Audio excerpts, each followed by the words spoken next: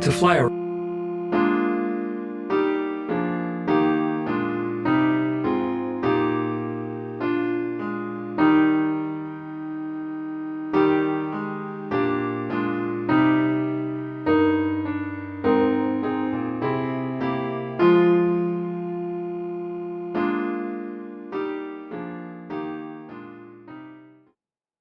Que a graça e a paz do nosso Senhor Jesus seja com todos. Nós vamos dar início ao nosso estudo desta noite e eu quero convidá-lo a abrir sua Bíblia comigo no texto da carta de Paulo aos Gálatas, capítulo de número 4. Nós vamos ler dos versos 1 até o versículo de número 7. Gálatas, capítulo 4, versículo 1 até o verso de número 7. Diz assim o texto da palavra de Deus: Digo, pois, que durante o tempo em que o herdeiro é menor, em nada difere de escravo, posto que é ele senhor de tudo, mas está sob tutores e curadores até o tempo pré-determinado pelo Pai. Assim também nós, quando éramos menores, estávamos servilmente sujeitos aos rudimentos do mundo. Vindo, porém, à plenitude do tempo, Deus enviou seu Filho, nascido de mulher, nascido sob a lei, para resgatar os que estavam sob a lei, a fim de que recebêssemos a adoção de filhos. E porque vós sois filhos, enviou Deus ao nosso coração o Espírito de seu Filho, que clama, Abba, Pai. De sorte que já não és escravo, porém filho, e sendo filho, também herdeiro por Deus. Vamos entoar um hino de louvor ao Senhor nesse momento.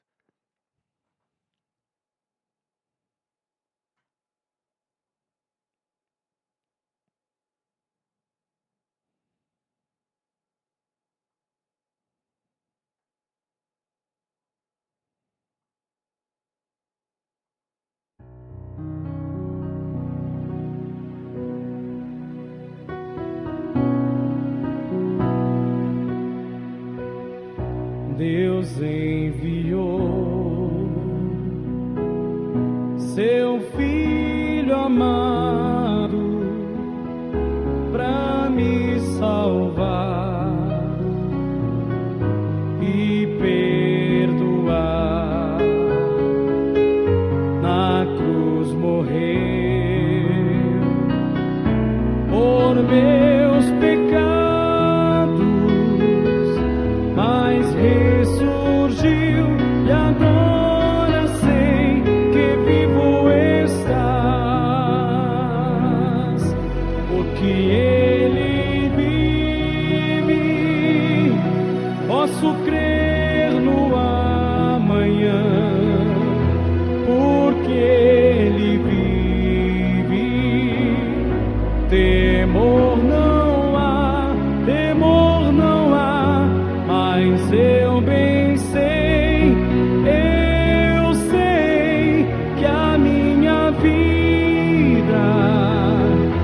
está nas mãos do meu Jesus, que vivo estás.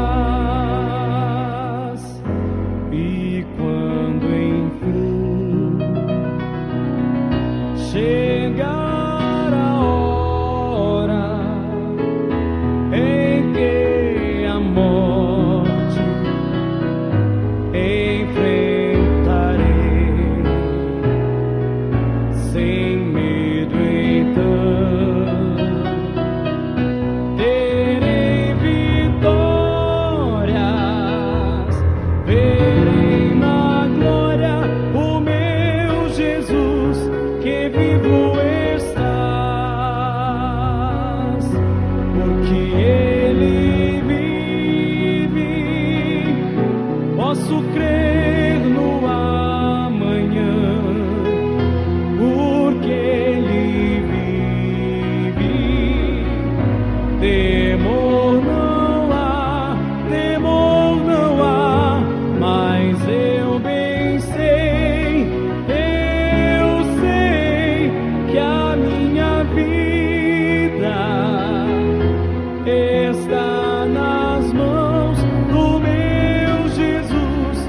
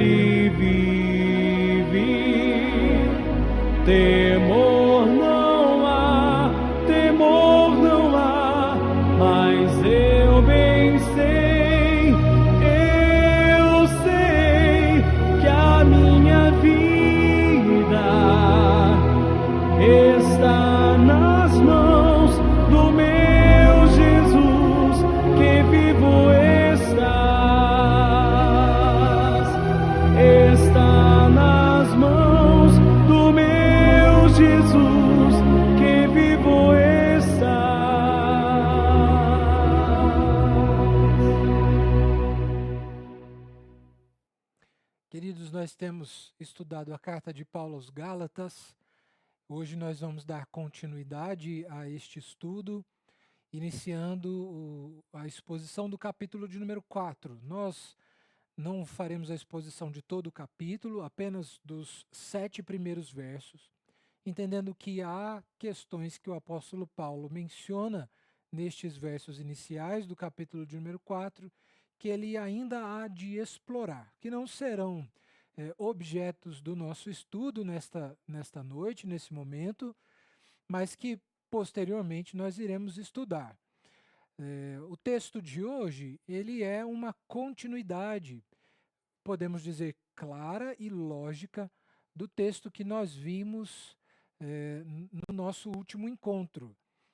O capítulo de número 3, do versículo de número 26 até o versículo de número 29, fala da nossa filiação em Cristo e da unidade que nós temos e da qual nós desfrutamos em Cristo Jesus e por meio de Cristo.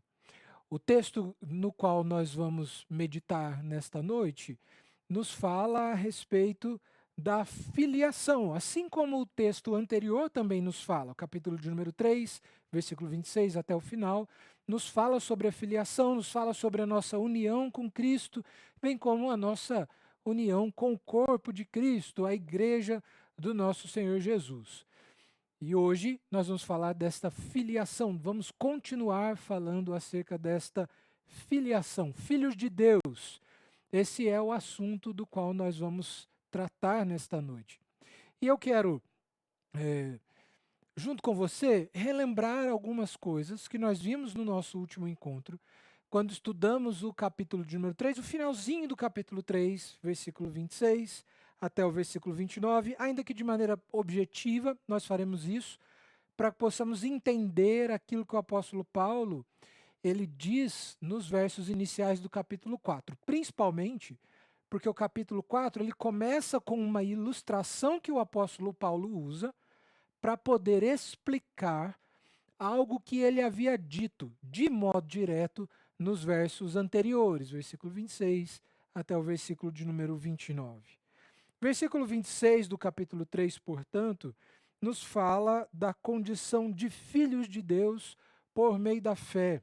Algo que enfatizamos aqui é que ser filho de Deus é algo, podemos dizer, destinado, reservado àqueles que creem em Cristo. Não é uma condição natural daqueles que são ou foram criados por Deus. Mas a filiação é algo reservado exclusivamente para aqueles que creem. A condição de filho de Deus, portanto, é uma condição que vem pela fé. Nós somos filhos quando temos fé no Filho de Deus. Quem é, portanto, filho de Deus? Todos? Não, mas apenas aqueles que creem no Filho, ou seja, apenas aqueles que creem em Cristo Jesus. É pela fé, portanto, que Deus nos adota. É pela fé que Deus nos recebe como seus filhos. E quando nós falamos a respeito dessa doutrina, a filiação ou sermos filhos de Deus, nós estamos falando a respeito de uma doutrina que é de suma importância. É extremamente importante, ela é central no Evangelho de nosso Senhor Jesus Cristo. Um teólogo chamado Sinclair Ferguson, comentando o texto de Gálatas, ele diz da seguinte forma: a ideia de que somos filhos de Deus, filhos e filhas do próprio Deus, é a mola propulsora da vida cristã. Sinclair Ferguson descreve desta forma, portanto, a importância que a doutrina da filiação tem quanto à sua relação com o Evangelho. Nós estamos falando de uma doutrina que é imprescindível, que ela é extremamente importante para todos nós no nosso relacionamento com o nosso Deus. E o verso de número 26, ele começa deixando muito claro para todos nós que essa condição de filhos se dá mediante a fé. São filhos de Deus aqueles que creem em Cristo Jesus, ou aqueles que creem no Filho. O versículo de número 27, ele diz que todos quantos foram batizados em Cristo, de Cristo vos revestistes. O versículo de número 27, ele descreve aqui a submissão ao batismo, ao rito do batismo, como sendo uma resposta estética da fé.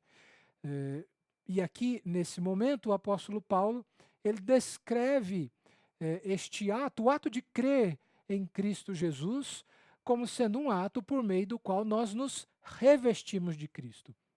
E então nós podemos ver o apóstolo Paulo se referindo aqui a este revestimento. Ele faz uma ilustração, é uma analogia, onde ele se refere aqui a Cristo como sendo uma espécie de roupa, por assim dizer, que nós vestimos, da qual nós nos revestimos.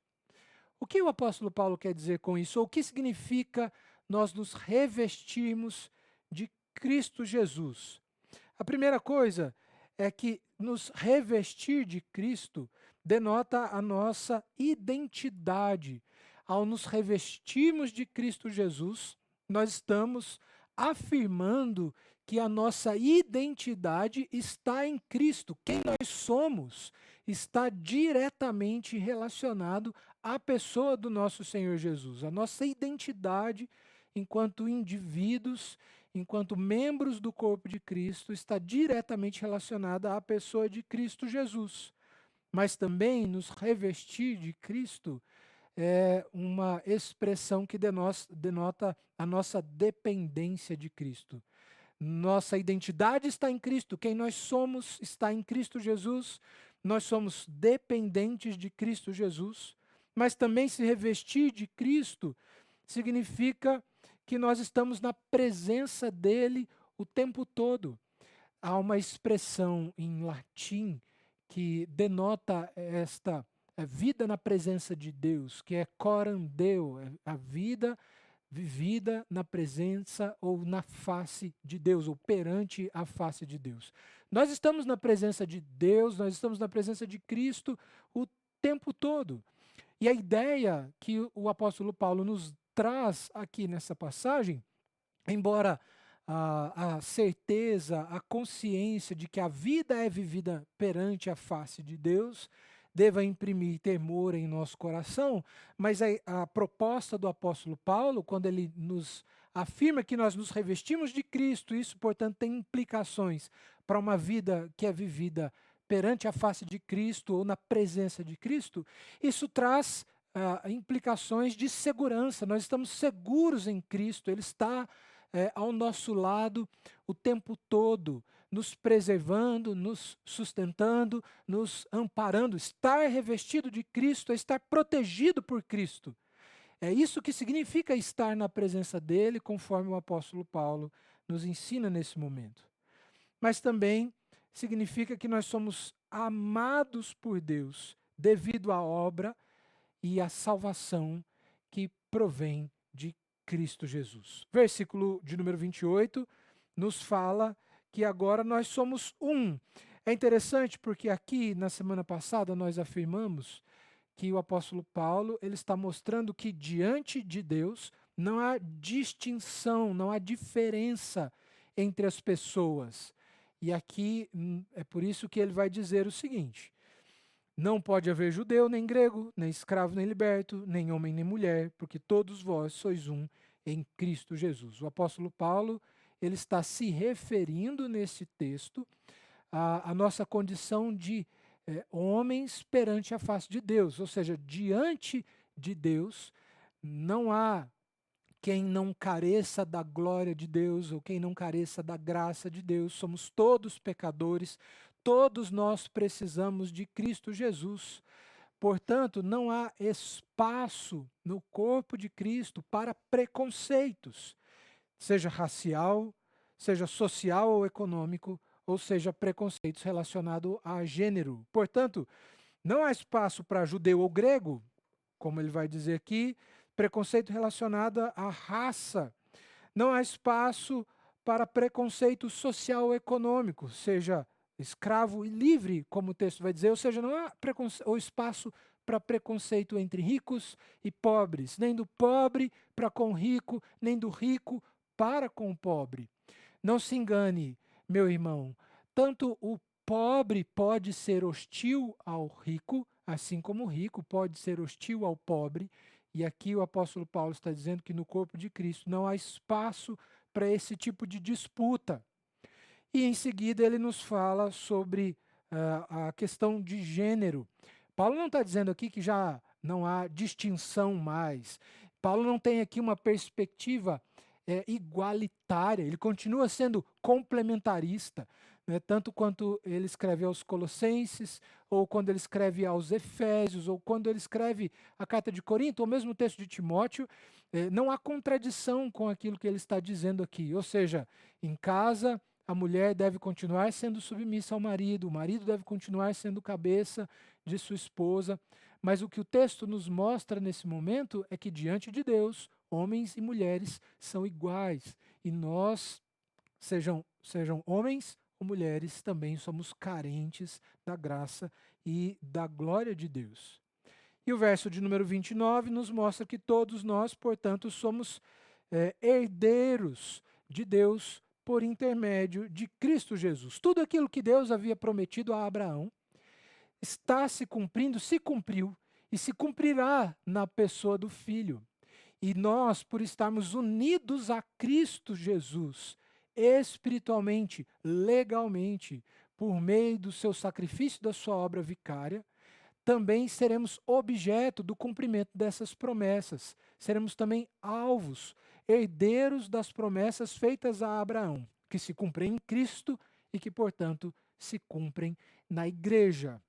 E agora, quando nós entramos no capítulo de número 4, nos versos iniciais, nós podemos ver o apóstolo Paulo fazendo aqui uma analogia, ele faz uma comparação a partir de uma ilustração que ele apresenta aqui. É algo muito parecido com o que ele já fez, mostrando anteriormente que nós, como aqueles que aguardavam o cumprimento das promessas, estávamos sujeitos à lei, como crianças estão sujeitas aos seus tutores. E mais uma vez, ele vai se valer dessa ilustração para explicar aquilo que ele nos ensinou nos versos de número 26 até o versículo de número 29. Olha o que ele diz, versículo 1, 2 e 3. Digo, pois, que durante o tempo em que o herdeiro é menor, em nada difere de escravo, posto que é ele senhor de tudo, mas está sob tutores e curadores até o tempo pré-determinado pelo Pai.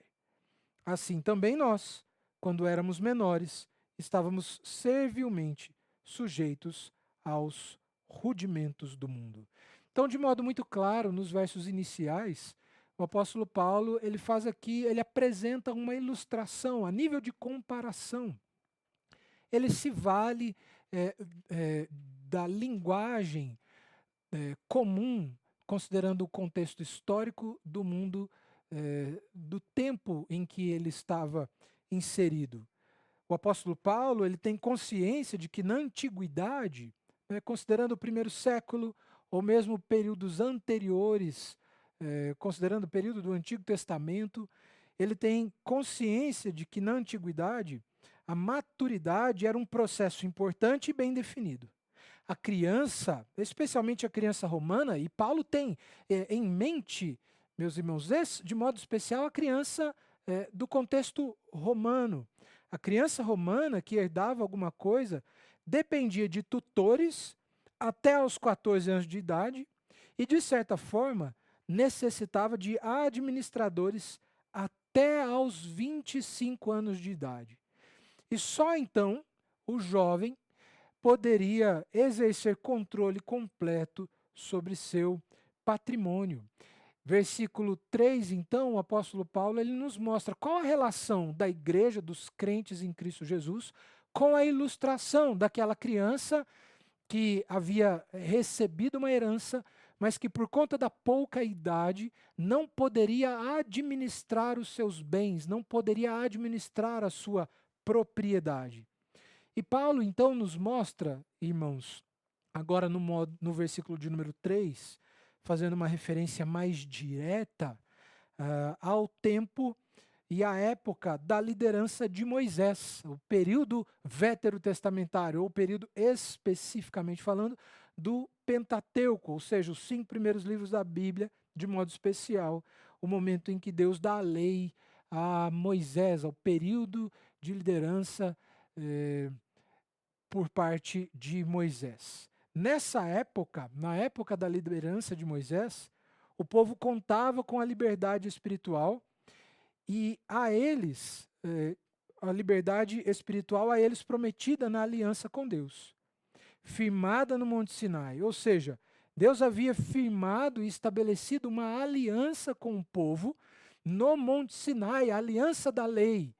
E nós podemos ver que a partir de então, seja o povo hebreu que recebe de modo direto a promessa de Deus, ou mesmo a nação de Israel no decurso de sua história, eles viviam com base nessa promessa e desfrutavam desta promessa em partes, não de forma plena, a plenitude, o cumprimento das promessas que Deus havia feito ao povo de Israel na aliança que ele estabelece no Monte Sinai, haveriam de se cumprir na pessoa de Cristo. Até o cumprimento pleno dessas promessas, o que nós podemos ver é que o povo hebreu, a nação de Israel, desfrutava em parte dos benefícios dessa aliança, mas olhando para o futuro, para o dia onde essas promessas se cumpririam de forma plena. Eles olhavam para o futuro e num primeiro momento, experimentavam apenas em parte o cumprimento e os benefícios dessa aliança que Deus havia estabelecido com eles. Então, Paulo está, nesse primeiro momento, mostrando que antes de Cristo Jesus, nós estávamos como aqueles, e aqui ele se refere ao povo judeu, num primeiro momento ele está se referindo ao povo judeu, mostrando que o povo judeu, antes de Cristo, olhava para o futuro, para o cumprimento pleno das promessas que Deus havia feito na pessoa e na obra do Messias. Então, num primeiro momento, quando ele faz referência ao povo hebreu que recebe a aliança de Deus no Monte Sinai, ele está se referindo de modo mais direto aos judeus.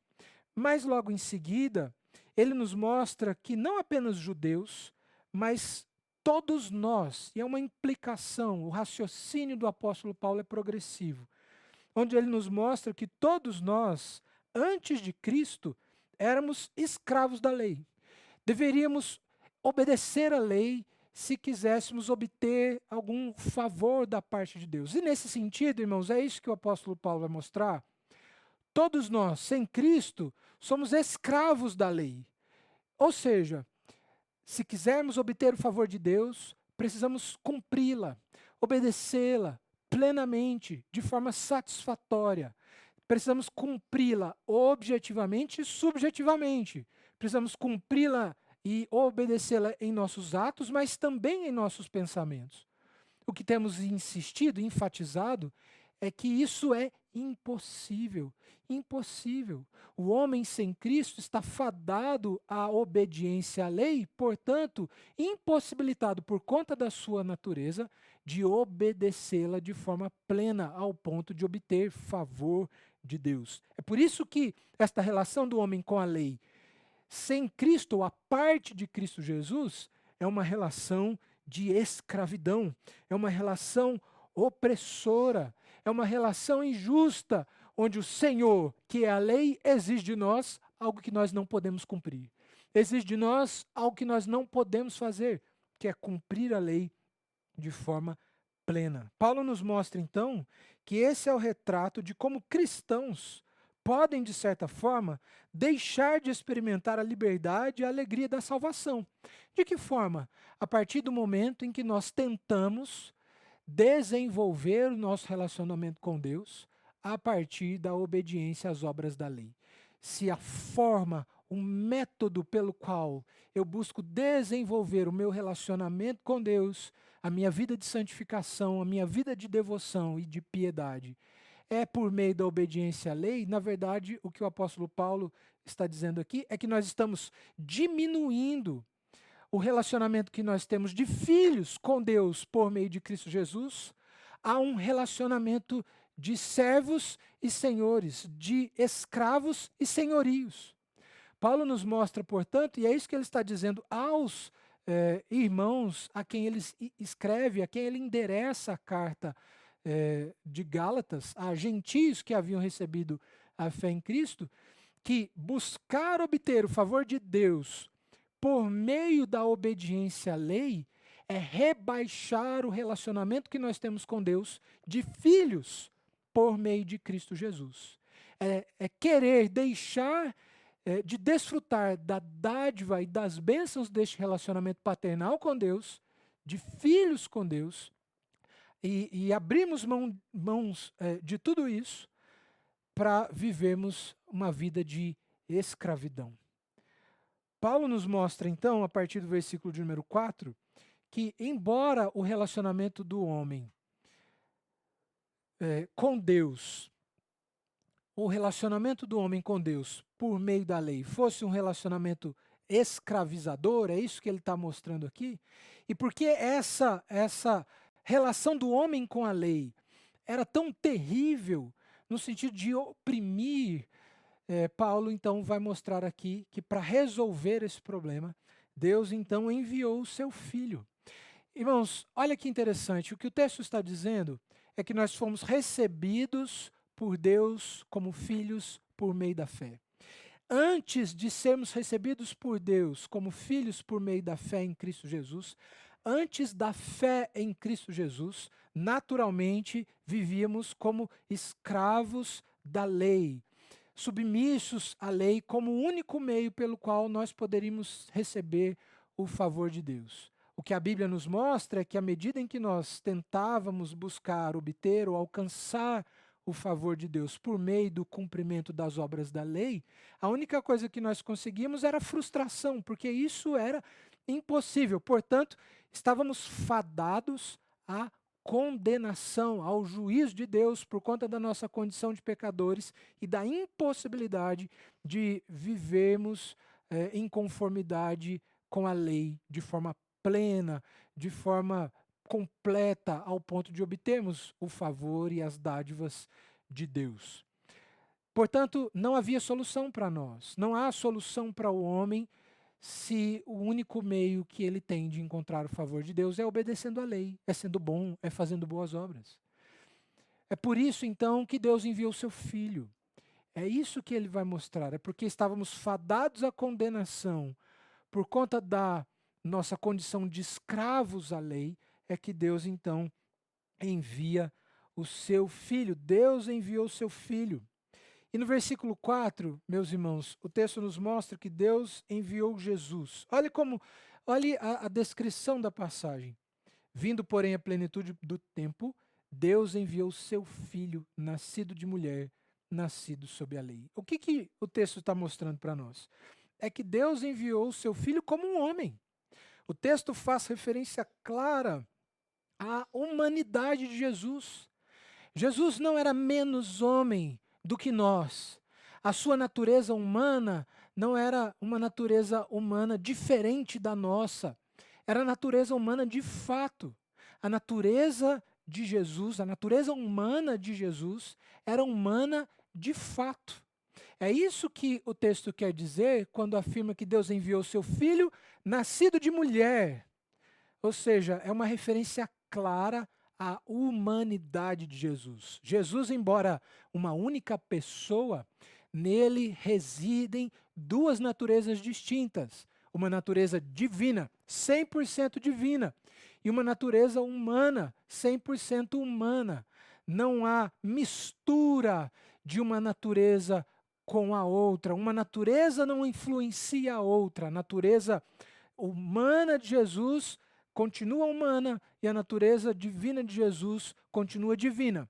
É interessante, irmãos, pensar da seguinte forma: não há uma divinização da natureza humana de Jesus, nem uma humanização da natureza divina de Jesus. A sua natureza divina é divina e a sua natureza humana é humana. Ele é 100% Deus, 100% homem. Caso contrário, nós não poderíamos dizer que Cristo estava sujeito à lei como nós, porque é isso que o texto vai dizer. Olha o que o texto diz: vindo, porém, a plenitude do tempo, Deus enviou o seu filho, nascido de mulher, nascido sob a lei. O que Paulo está dizendo aqui? É que como homem, é isso que ele está dizendo, preste atenção, como homem, Jesus estava obrigado, estava numa relação de obrigação com a lei de Deus, assim como nós, assim como todos nós, tendo que atender às mesmas exigências. A diferença, obviamente, é que Jesus, ele obedeceu à lei de forma plena, de forma completa, de forma perfeita, tanto objetivamente quanto subjetivamente, quanto ativamente como passivamente. Ele obedeceu à lei de forma ampla e irrestrita. Ele obedeceu ela toda. Em tudo aquilo que o primeiro Adão foi desobediente, o segundo Adão, que é Cristo, foi obediente. Ele obedeceu a lei de forma perfeita, de forma cabal, de forma final, de forma efetiva. Essa é a diferença, que nós estávamos debaixo da lei, no entanto, impossibilitados de obedecê-la. Cristo estava debaixo da lei, mas a obedeceu de forma plena, perfeita, cabal e final. Ele veio, portanto, e por meio da sua obediência ativa e passiva, ele nos resgatou. Ele resgatou aqueles que estavam debaixo da maldição da lei. Olha o que o versículo de número 5 diz. Deus enviou o seu filho, verso 5, para resgatar os que estavam sob a lei. Deus enviou o seu filho para resgatar os que estavam sob a lei. Ele resgata aqueles que estavam sob a lei, obedecendo a lei. Perceba isso. Como que Cristo resgata aqueles que estavam sob a lei? Ele resgata aqueles que estavam sobre a lei, obedecendo a lei. Como eu disse, de forma ativa e de forma passiva. Se você é membro da nossa igreja, você já me ouviu explicando isso, mas caso não seja, eu gostaria de deixar claro para você. Cristo obedeceu a lei de forma ativa à medida em que, durante toda a sua vida, ele obedeceu os mandamentos. Isso é obediência ativa. E ele obedeceu também de forma passiva à medida em que ele sofre no seu próprio corpo a justa punição pelos pecados. No entanto, a justa punição não pelos pecados que ele cometeu, porque ele não cometeu nenhum, mas a justa punição pelos pecados que nós cometemos. Nós estávamos sob a lei, estávamos fadados à condenação, debaixo da maldição da lei, e por mais que nos esforçássemos, não poderíamos obedecê-la plenamente, portanto, estávamos incapazes de obter o favor de Deus a partir dos nossos próprios esforços. Não havia solução para nós. A única solução foi Deus enviar seu Filho para que ele, então, por meio da sua obediência, nos resgatasse. Resgatasse aqueles que estavam sob a lei, eram escravos da lei, estavam debaixo da maldição da lei. O que Cristo fez foi libertar o escravo do proprietário pagando o seu preço. É isso que Cristo fez, fazendo uso da linguagem que o próprio apóstolo Paulo usa aqui. Ele libertou o escravo do proprietário pagando o seu preço. E que preço? Que preço Jesus pagou? O preço de morte. Cristo derramou o seu sangue. Ele morreu morte terrível. Ele morreu a morte reservada para os piores tipos de pessoas na sua época. Ele morreu crucificado ao lado de 2 ladrões, sendo identificado com aqueles. Ele foi humilhado, ele foi cuspido, ele foi zombado, ele foi agredido, e tudo isso para que por meio da sua obediência nós fôssemos resgatados. Ele pagou o preço ao proprietário. Ele resgatou o escravo pagando o seu preço. E esse preço foi a sua morte, a obediência, ativa e passiva, obedeceu à lei e se submeteu à justa punição pelos pecados. Ele adquire, portanto, para nós, irmãos, por meio desta obra vicária, a adoção de filhos.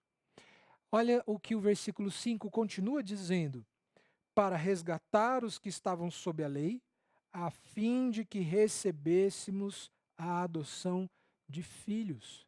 É por isso que lá no começo eu citei o Sinclair Ferguson, onde ele diz: a ideia de que somos filhos de Deus é a mola propulsora da vida cristã. Por que Cristo fez tudo isso? Porque ele se submeteu a tamanha humilhação. Porque ele se fez homem. A humilhação de Cristo começa na sua encarnação. Por que ele se fez homem? Porque ele se submeteu a todas as limitações de um homem comum. Por quê?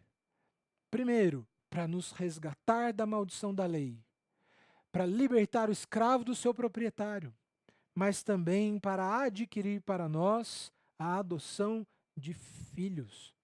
A expressão que o apóstolo Paulo usa aqui no texto grego é huiostesia. Ela é uma expressão que denota uma relação ou um status legal. A ideia é que Cristo adquire para nós a condição legal de filhos de Deus.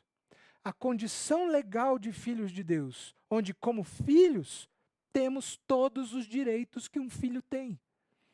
Paulo, então, ele de forma proposital, ele usa essa expressão, huiostesia, que é uma expressão que denota o status de filiação, a condição na qual nós somos recebidos como filhos de Deus. E essa condição é uma condição de filhos que têm todos os direitos que um filho tem. Cristo adquire para nós os seus próprios direitos. Cristo, portanto, adquire para nós os direitos que ele tem como filho unigênito do Pai. Cristo adquire para nós o direito à herança que ele tem como filho unigênito do Pai. E algo maravilhoso é que esse direito compartilhado não é um direito menor. Nós não somos menos herdeiros ou herdeiros de uma porção menor. Nós somos herdeiros ou co-herdeiros com Cristo. Portanto, não há inferioridade, nós não somos herdeiros de uma porção menor das promessas feitas a Deus. A Abraão, da qual promessas essas que se cumprem em Cristo Jesus e da qual nós também usufruímos por meio da fé em Cristo Jesus. Nós recebemos a herança por igual, por igual. Cristo adquire para nós, portanto, os seus próprios direitos. Mas o texto continua e ele nos mostra que Cristo adquire para nós, Deus, na verdade, envia seu Filho para que ele nos resgatasse da maldição da lei, para que ele nos livrasse da escravidão da lei. Ele envia o seu Filho para que, por meio da sua obediência, conquistasse para nós o direito ou status legal de filhos de Deus. Mas também ele, além de enviar o seu Filho, o texto diz que ele envia também o seu Espírito. O apóstolo Paulo, quando ele escreve a carta aos Efésios, ele fala do Espírito como sendo o selo da promessa da qual nós usufruímos e da qual nós ainda iremos usufruir de forma plena. Ele é a garantia de que, por meio de Cristo Jesus, nós receberemos todas as bênçãos que ele mereceu para nós.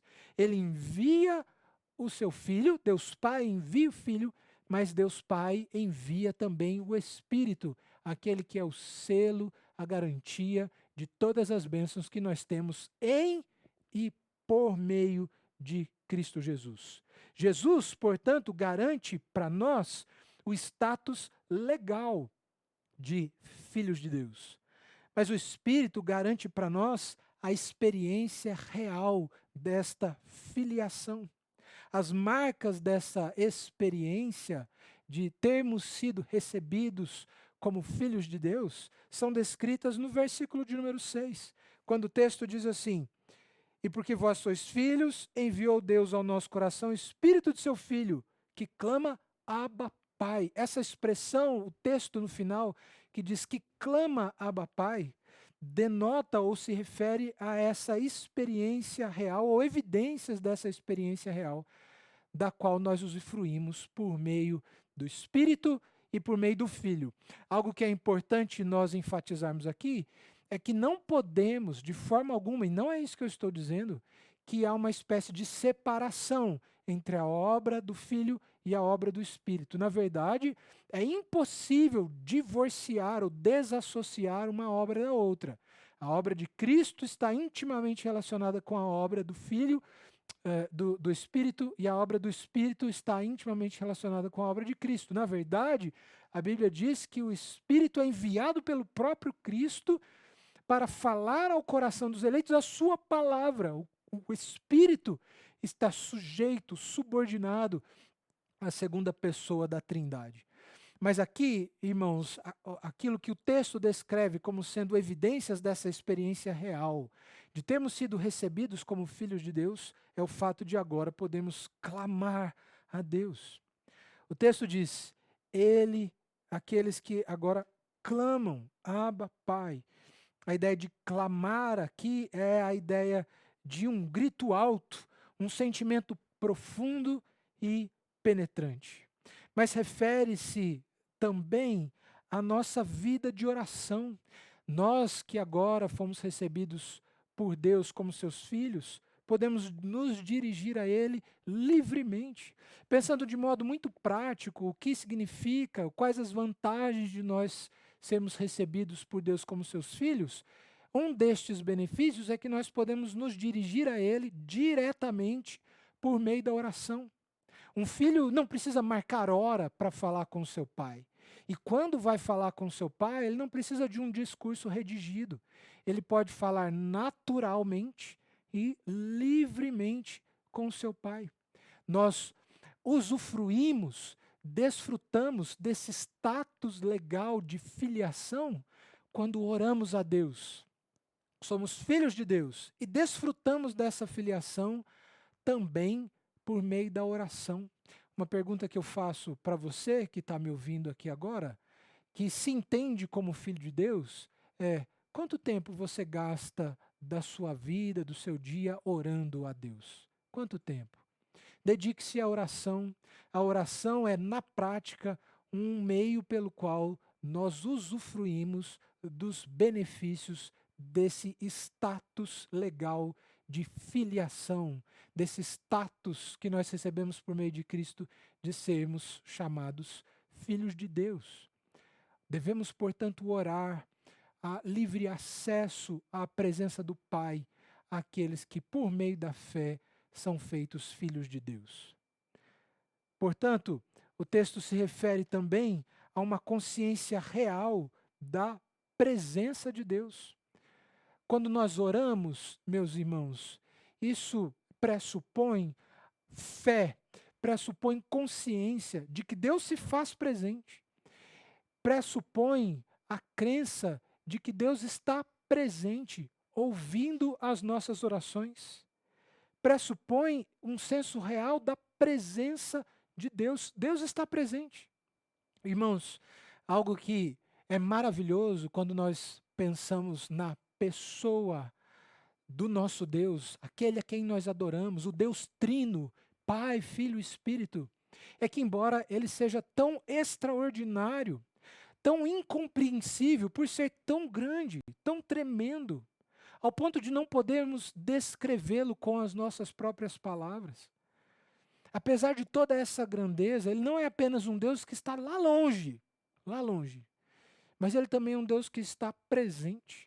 Teologicamente falando, nós podemos dizer, ele não é apenas um Deus imanente ou transcendente, ele não é apenas aquele Deus que está longe, que transcende a realidade, a existência do mundo real, mas ele é um Deus imanente, ele é um Deus que se revela, ele é um Deus que se manifesta, ele é um Deus que se relaciona com a sua criação e especialmente com seus filhos. Deus se relaciona conosco e nós podemos desfrutar deste relacionamento por meio da oração. A oração é um meio pelo qual nós desfrutamos deste relacionamento paternal com Deus.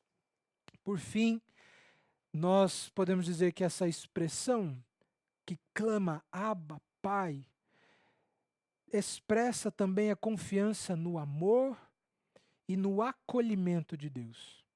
Assim como uma criança simplesmente presume que o pai a ama e está a postos para ajudá-la, nós também, por termos sido recebidos como filhos de Deus e usufruímos esse status de filhos de Deus, nós podemos crer que Ele está pronto a nos socorrer e de que Ele, em Cristo Jesus, também nos ama. Há, portanto, meus irmãos, segundo o texto no versículo de número 7, privilégios indescritíveis de termos sido recebidos como filhos de Deus. Como filhos, agora nós somos também herdeiros. Há para nós, por meio de Cristo, a garantia de que nós compartilharemos a glória de Deus no futuro. Algo que nós temos por certo é que, por estarmos unidos a Cristo, no tempo presente, nós teremos de compartilhar do seu sofrimento. Estar unido a Cristo implica sofrer pela causa de Cristo. Mas, como filhos de Deus, por meio de Cristo, nós temos não apenas a garantia do sofrimento, mas temos também a garantia da manifestação da glória de Deus nas nossas vidas. Manifestação da glória de Deus, da qual nós certamente iremos compartilhar e usufruir por meio de nosso Senhor Jesus. Portanto, meus irmãos, por meio de Cristo Jesus, nós temos por certo de que agora Deus nos trata como se tivéssemos feito tudo o que o nosso Senhor Jesus fez. Somos co-herdeiros com Cristo, herdeiros das promessas feitas a Abraão, que se cumprem em Cristo e que se cumprem também na sua igreja. Portanto, devemos descansar, irmãos, nesta paternidade, descansar naquilo que Cristo conquistou para nós, o status, o direito legal de sermos chamados filhos de Deus. Filiação essa que nos garante a herança destinada e prometida ao próprio Filho, que é Cristo Jesus. Que Deus te abençoe.